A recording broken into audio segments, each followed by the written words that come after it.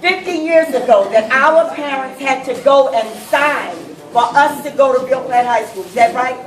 And the person in charge strategically redirected the parents and said, your child might die, your child might get hurt. And it was at City Hall that most parents got turned away. Look at God. 50 years later, it is at City Hall Yes. that I'm writing about God's favor. Yes, Lord, yes. Now, we're turning City Hall into a prayer meeting. I'm sorry.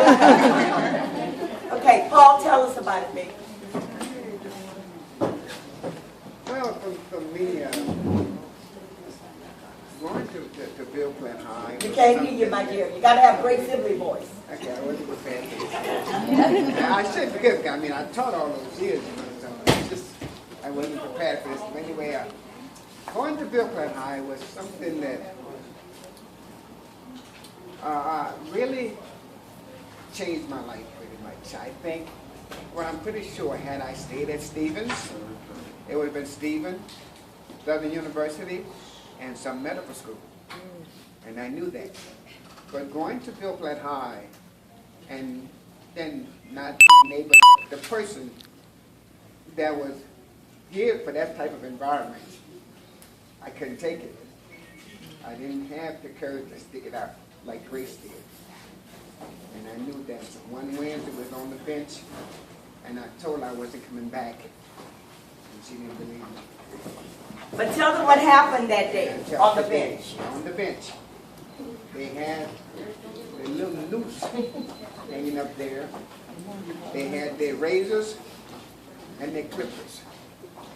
They were going to cut off my whiskers. And that was the most, other than Vietnam, that was the most frightening day of my life. We had this crowd of people, angry looking, most of the guys, the girls standing behind me, coasting them on. You know, and then after that day, I just could not go back. I left, and to me, that completely derailed me. You know, I ended up going to the Job Corps, you know, which wasn't a bad thing. I got my GED like about 6 months later. And they had just opened up the job. Just started. I just happened to be in Appaloosa one day and see that. And that kind of got me back on the track. But then I was discouraged again because I had my GED. This was 67, but I couldn't go to college until 69 when my class graduated. So as a result of that, I ended up taking a nursing course and getting married and just totally not what I wanted to do in life. You know, because sometimes you get derailed and your sense of direction is just gone. And that's how mine was. And I ended up getting married, having kids, so college was out. You know, and then I stayed married like about 10 years, and after the marriage, and 10 years in the service, and I realized I'm in this man's army, but I got too much brains for this.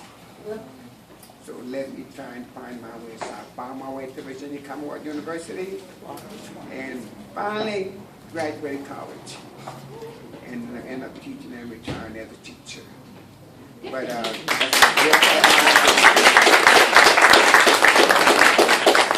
that experience, I wish I would have had the courage to stay like Grace did. The courage I had.